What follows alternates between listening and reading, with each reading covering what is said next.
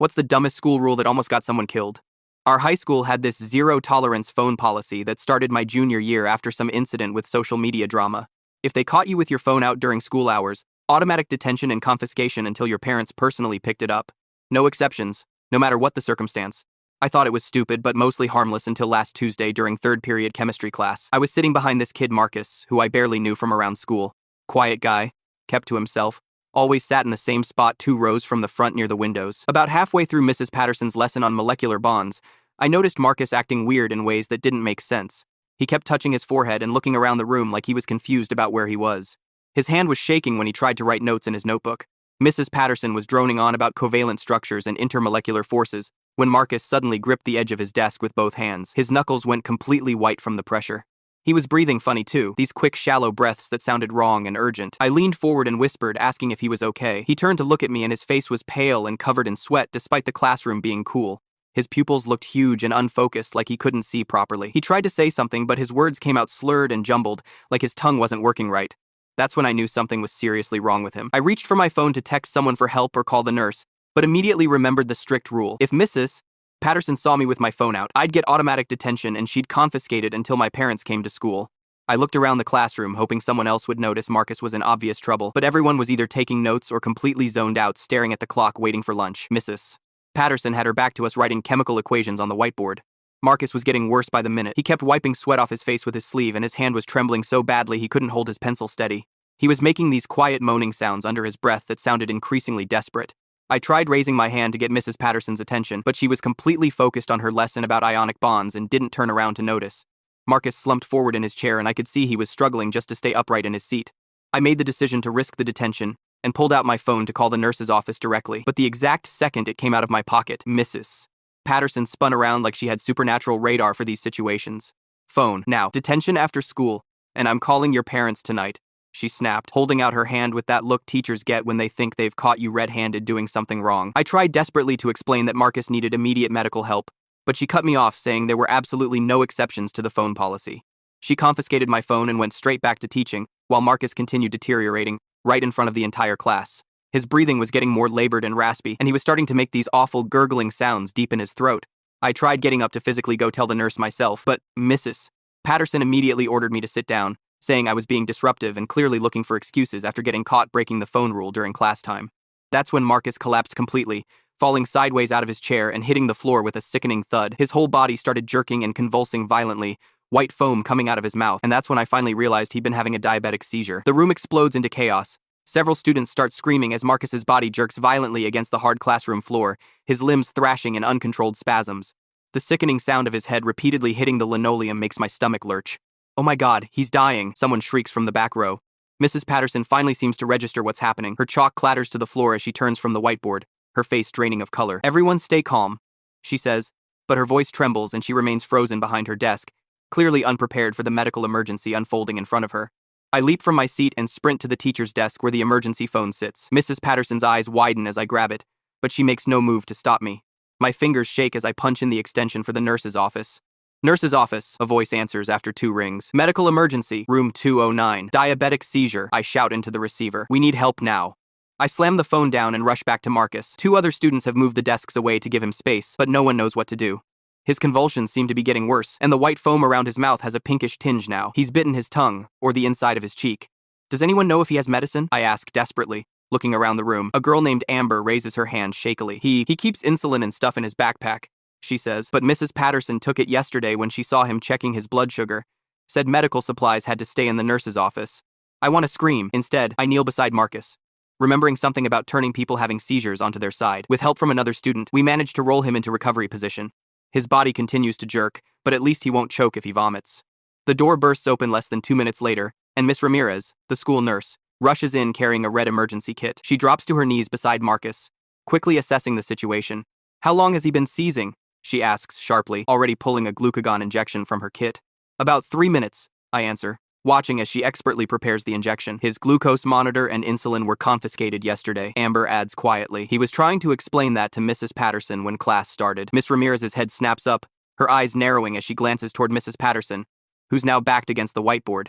She doesn't say anything, just turns back to Marcus and administers the glucagon injection into his thigh through his jeans. I've called 911, she says, checking Marcus's pulse. They should be here any minute. The seizure begins to subside after the injection, but Marcus remains unconscious, his breathing shallow and irregular. The entire class watches in stunned silence as Miss Ramirez monitors his vital signs, occasionally wiping the foam from his mouth with gauze. 4 minutes later, EMTs rush through the door with a stretcher and medical equipment. They take over from Miss Ramirez, hooking Marcus up to monitors and starting an IV. One of them, a woman with short gray hair, asks questions while her partner stabilizes Marcus. Diabetic student. Severe hypoglycemic episode resulting in seizure, Miss Ramirez explains. I administered glucagon approximately 5 minutes ago. His medical supplies were confiscated yesterday under school policy. The EMT's expression darkens at this last part, but she remains professional as they work to stabilize Marcus.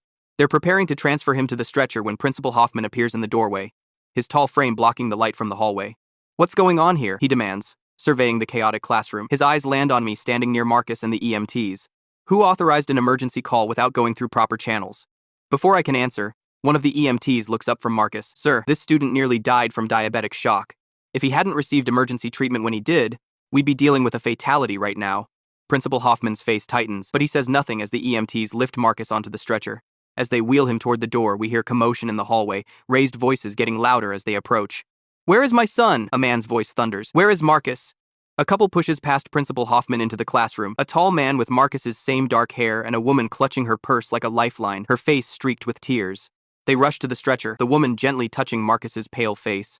He's stabilizing, the female EMT assures them. We need to get him to the hospital for further treatment. Marcus's father nods, but then his gaze sweeps the classroom, landing on Mrs. Patterson, who still hasn't moved from her position against the whiteboard. You, he says, his voice dangerously quiet. You're the teacher who took his medical supplies. Mrs. Patterson's mouth opens and closes, no sound emerging. Mr. Dela Cruz, Principal Hoffman steps forward. I understand you're upset, but upset? Marcus's father explodes. My son is having a seizure because your staff confiscated life-saving medical equipment. He could have died because of your ridiculous policies. Our policy clearly states all medications must be stored in the nurse's office. Principal Hoffman begins, but Mr. Dela Cruz cuts him off. He had a medical exemption. We filed the paperwork at the beginning of the year. He turns to his wife. Show them, Elena. Mrs. Dela Cruz fumbles in her purse with shaking hands and pulls out a folded document, thrusting it toward Principal Hoffman, signed by his doctor and notarized. He's supposed to keep his glucose monitor and emergency supplies with him at all times. Principal Hoffman takes the paper, his expression shifting as he scans it. The EMTs finish securing Marcus to the stretcher and begin moving him out. We need to go, Mrs. Dela Cruz says, following the stretcher. Mr. Dela Cruz points at Principal Hoffman, his finger trembling with rage. This isn't over, not by a long shot. As they disappear down the hallway, Principal Hoffman turns to Mrs. Patterson. My office, now. Then he addresses the class. Everyone return to your seats. Miss Ramirez will stay until a substitute arrives. Before leaving, he points at me. You, for using the emergency phone without authorization, report for detention after school. The class erupts in protests, but I just nod numbly. I saved Marcus's life and I'm still getting detention. As Principal Hoffman and Mrs. Patterson leave, I notice the school secretary hovering in the doorway, phone pressed to her ear. She's nodding rapidly, her eyes wide with panic. Yes, sir, I hear her say. The superintendent is aware of the situation. Yes, we understand the seriousness. No comment at this time. The damage control has already begun. By the next morning, everyone in school knows what happened to Marcus. The story has spread like wildfire through texts, social media, and hallway whispers. I hear at least 3 different versions before first period even starts. One claiming Marcus died and was revived in the ambulance. Another saying Mrs. Patterson physically prevented him from taking his medication. The truth is bad enough without embellishment. I'm standing at my locker when Amber approaches me, her eyes wide. How are you not suspended? She asks, leaning against the neighboring locker. Everyone's talking about how you broke the phone rule to save Marcus. Oh, I still have detention, I say, shoving my calculus textbook into my backpack. Principal Hoffman didn't budge on that. Amber's jaw drops. Are you serious? You literally saved someone's life. I shrug, trying to act like it doesn't bother me. Rules are rules, I guess. That's complete bullsh. She stops mid-word as Principal Hoffman walks by, his face tense. He doesn't acknowledge either of us, just continues down the hall where a cluster of teachers have gathered outside the staff room. Did you see the news van? Amber whispers once he's out of earshot. What? No. Channel 7 is parked right outside the main entrance. My brother saw them interviewing some parents when he dropped me off. My stomach tightens. This is bigger than I thought. Third period feels surreal without Marcus in his usual seat by the windows. Mrs. Patterson enters the classroom 5 minutes late, her normally immaculate appearance disheveled. Her hands tremble slightly as she writes the day's objectives on the whiteboard. She doesn't mention yesterday's events, doesn't acknowledge the empty desk, just launches into a lesson about ionic bonds, as if nothing happened. But everything has changed. The classroom feels charged with tension. Nobody passes notes or whispers. Every time Mrs. Patterson turns to write on the board, 27 pairs of eyes stare daggers into her back. When she asks a question about electronegativity, No one raises their hand. The silence stretches uncomfortably until she calls on someone directly. This pattern repeats throughout the entire period. Question, silence, forced participation. She never makes eye contact with me. Not once during the entire 50 minutes. After class, I overhear two teachers talking in the hallway. Emergency faculty meeting after school, one says quietly. The superintendent's coming. Did you hear about the lawsuit? The other responds. Marcus's parents already have a lawyer. They're saying the school knowingly endangered their son's life. I pretend to be checking my phone as I listen. Patterson's a wreck. She was crying in the bathroom earlier, said she didn't know about his medical exemption. Well, someone dropped the ball. That boy could have died. By lunch, a petition is circulating on everyone's phones. Someone printed copies and is passing them around the cafeteria. Reform zero tolerance policies, now reads the bold heading, followed by a paragraph about how school rules should never put student safety at risk. I'm signing my name when Amber slides onto the bench beside me. Marcus is back home, she says. My mom works with his aunt. They kept him overnight for observation, but he's stable now. Thank God, I say, genuine relief washing over me. His parents are on the warpath, though. Apparently they're coming to the school board meeting tonight with their lawyer. The cafeteria buzzes with unusual energy. Students who normally don't interact are huddled together, sharing information and signing petitions. Even the seniors who typically couldn't care less about school politics are engaged, passing around a sign-up sheet for the board meeting. I'm heading to my last class when I spot Mrs. Patterson walking quickly down an empty corridor. Our eyes meet briefly before she looks away, her pace quickening. There's something in her expression I didn't expect, not just guilt or embarrassment, but genuine fear. After school, I report to detention as ordered. The room is empty except for me and Mr. Benson, the history teacher supervising today. He looks up from his book when I enter. You're the one who called for help during the diabetic emergency?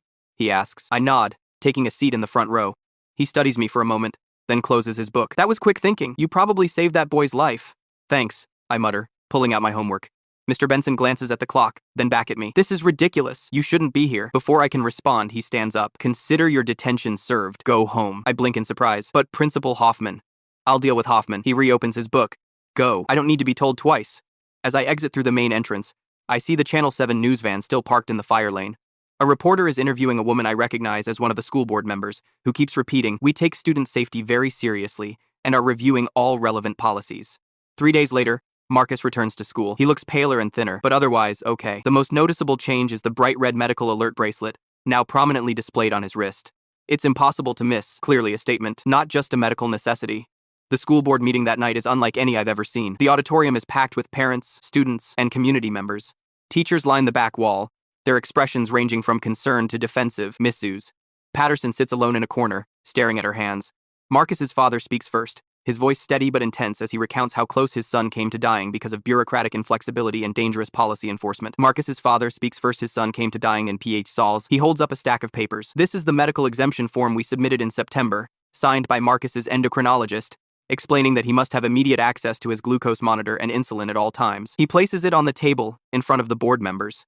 And this is the acknowledgement receipt signed by your office staff. The superintendent, a thin man with wire-rimmed glasses, clears his throat. Mr. Dela Cruz, I want to assure you that we are taking this incident very seriously. We are conducting a comprehensive review of all our health and safety protocols.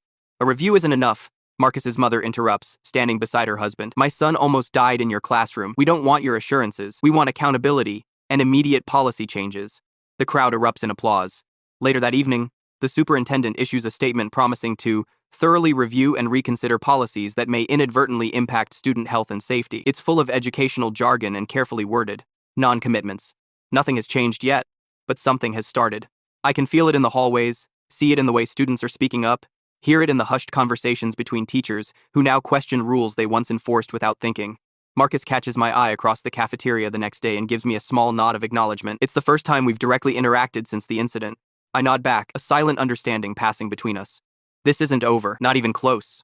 The school board meeting marks a turning point, but not the one we expected. While Marcus's parents present their case with devastating clarity, the board responds with carefully rehearsed statements about reviewing policies and considering all perspectives. It's political theater designed to make it look like they're taking action when they're really just buying time.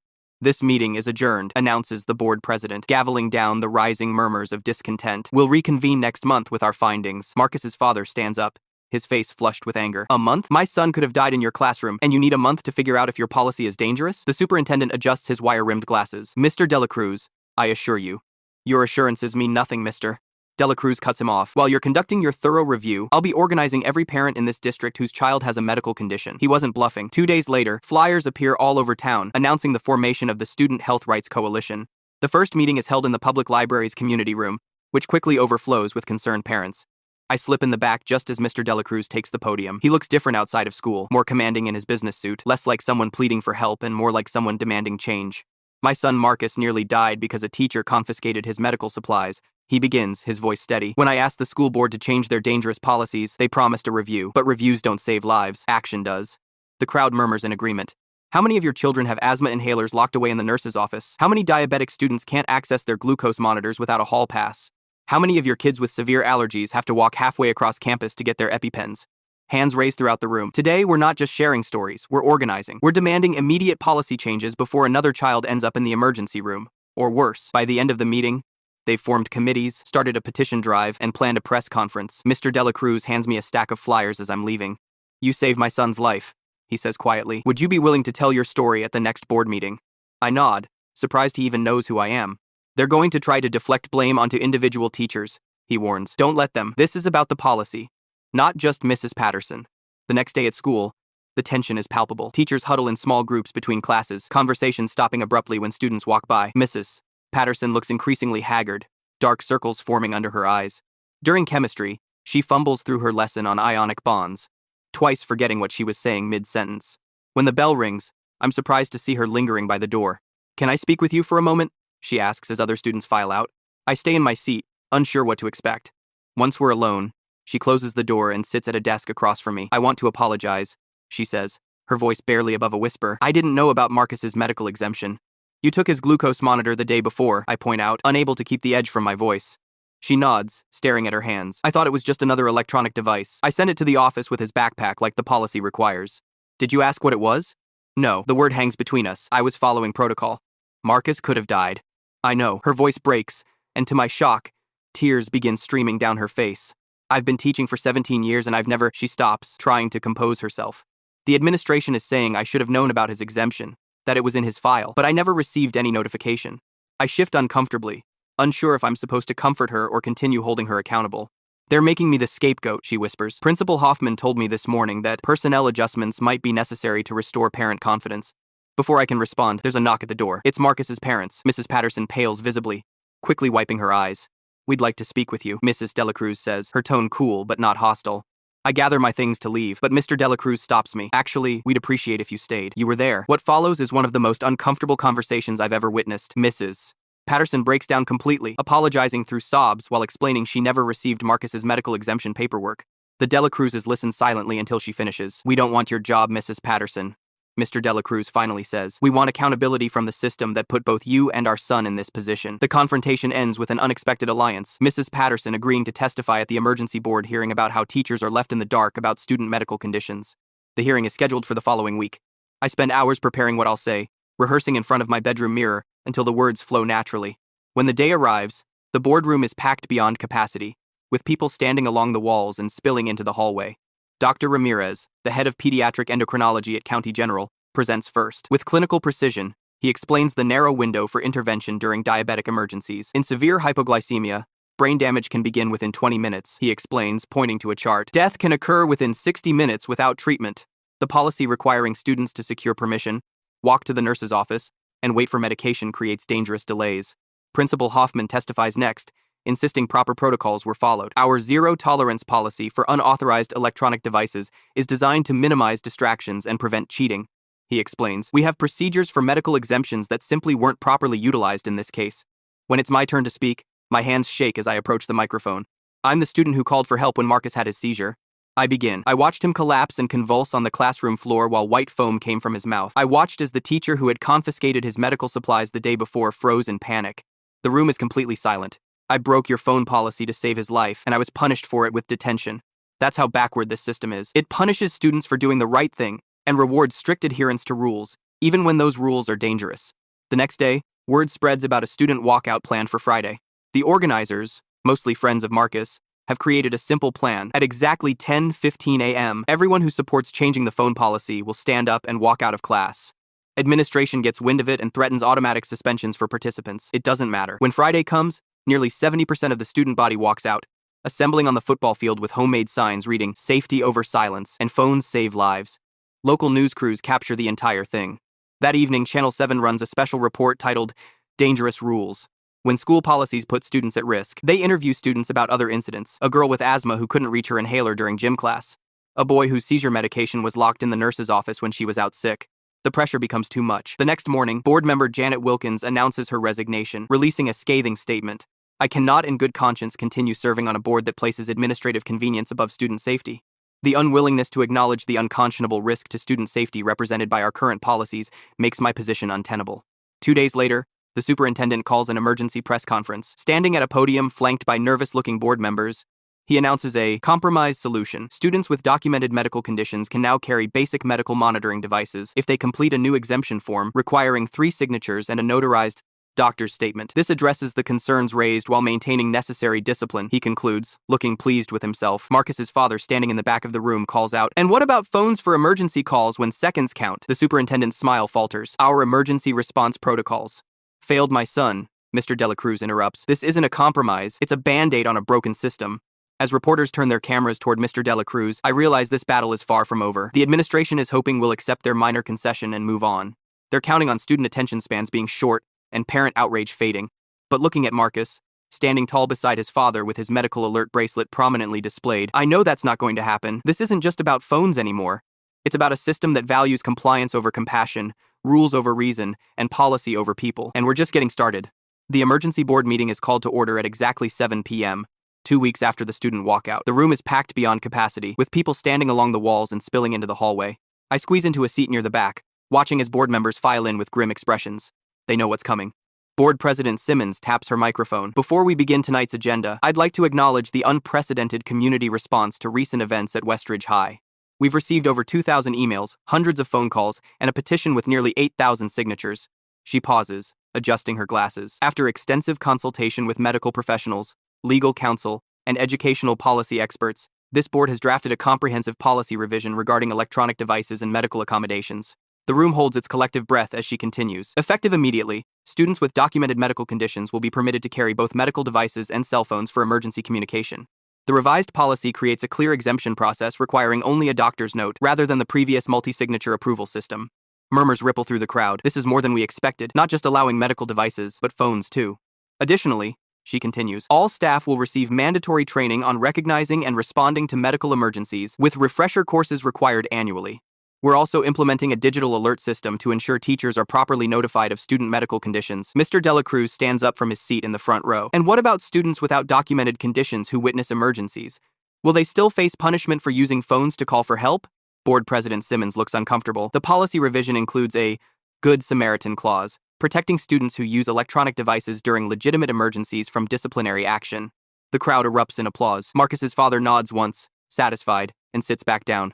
One final announcement, President Simmons says once the noise dies down. Principal Hoffman has submitted his resignation, effective at the end of this semester. We'll be conducting a national search for a replacement who shares our renewed commitment to student safety and well-being.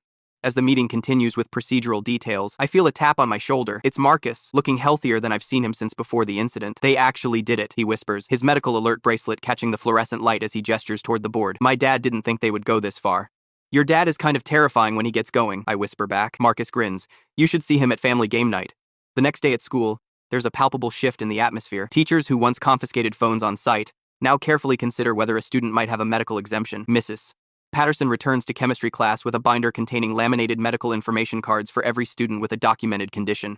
Before we continue with our unit on ionic bonds, she says, her voice steadier than it's been in weeks, I want to make a statement. The class goes silent as she steps out from behind her desk. What happened to Marcus was inexcusable, and I bear significant responsibility for it. I failed to properly inform myself about his medical needs, and I enforced a policy without considering its potential consequences. Her voice breaks slightly. I've spent 17 years teaching chemistry, but I clearly have more to learn about caring for my students. She looks directly at Marcus. I am profoundly sorry for putting your life at risk. There is no policy or rule more important than a student's safety and well-being. Marcus nods, accepting her apology with quiet dignity. The tension that has hung over our classroom for weeks finally begins to dissipate. 2 days later, I'm called to the guidance office during lunch. I assume it's about my college applications, but instead, I find Mr. and Mrs. Dela Cruz waiting with my counselor. We have something for you, Mrs. Dela Cruz says, handing me an envelope. Inside is a letter from the American Diabetes Association, informing me that I've been awarded their Young Hero Scholarship, $5,000 toward college expenses, in recognition of my quick action during Marcus's emergency. We nominated you, Mr. Dela Cruz explains. What you did that day saved our son's life. I stare at the letter, speechless. I just did what anyone would do. But you did it despite knowing you'd be punished, Mrs. Delacruz says softly. That takes real courage. The changes extend beyond our school. The following month, the state education department announces a comprehensive review of all zero-tolerance policies in public schools, citing the incident at our school as evidence that inflexible rules can create dangerous situations. Schools exist to educate and protect students. The commissioner states in a press release, when policies designed to maintain order actively endanger student safety, we have a responsibility to intervene. Marcus embraces his unexpected role as an advocate. He starts a student organization focused on health rights and safety, speaking at other schools about the importance of medical accommodations. His quiet demeanor transforms when he talks about policy reform. He becomes passionate, articulate, commanding. I never wanted to be the face of this issue, he tells me one day as we hang posters for an upcoming awareness event. But if what happened to me can prevent someone else from going through the same thing, then maybe it was worth it. Winter turns to spring, and the changes at school become the new normal. Medical alert bracelets are no longer hidden under sleeves, and students with conditions like diabetes, epilepsy, and severe allergies carry their phones openly, without fear of punishment. Mrs. Patterson has become almost zealous about student safety, attending every medical training session offered and creating detailed emergency response plans for her classroom. The cynical part of me thinks she's overcompensating out of guilt, but the more generous part recognizes genuine growth. 1 year after the incident, I sit in the bleachers watching Marcus walk across the stage at graduation. He's heading to State University in the fall, planning to major in pre-med with a focus on endocrinology. His medical alert bracelet gleams in the sunlight as he accepts his diploma. Principal Hoffman's replacement, Dr. Rivera, gives a commencement address that feels pointed in its message. Rules and policies serve an important purpose in our educational community, but they must never become more important than the well-being of the students they're designed to protect. The measure of a good school isn't perfect compliance. It's how we respond when our systems fail those in our care. After the ceremony, Marcus finds me in the crowd of graduates. I never properly thanked you, he says, suddenly awkward, for what you did that day in chemistry. You don't need to thank me, I reply. I'm just glad you're okay. He nods, then adds, you know what's weird? If all this hadn't happened, the seizure, the policy change, everything, I probably wouldn't be going into medicine. Sometimes I think about how close I came to dying, and it makes me want to make sure that doesn't happen to someone else. As we part ways in the sea of blue caps and gowns, I think about how a single moment of crisis revealed both the worst and best aspects of our school system. The rigid enforcement of a senseless rule nearly cost a student his life, but it also sparked a movement that ultimately made everyone safer. Rules exist to protect students, not endanger them. Sometimes it takes a near tragedy for that simple truth to become clear.